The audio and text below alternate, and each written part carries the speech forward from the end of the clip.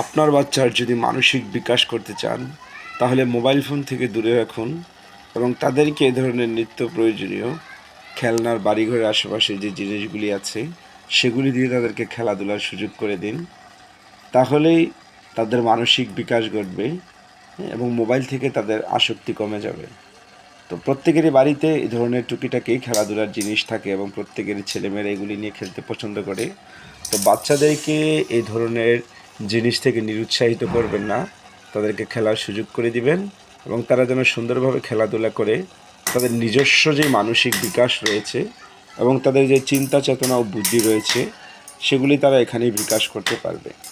আশা করি সকলে ভালো থাকবেন এবং আপনাদের বাচ্চাদেরকেও এই ধরনের খেলার জন্য বিভিন্ন ধরনের উপকরণ হাতের মধ্যে জুগিয়ে দেবেন। ইনশাল্লাহ আপনার ছেলে একদিন ব্রিলিয়ান্ট হবে এবং মোবাইল থেকে তাদের আসক্তি দূরে সরে যাবে।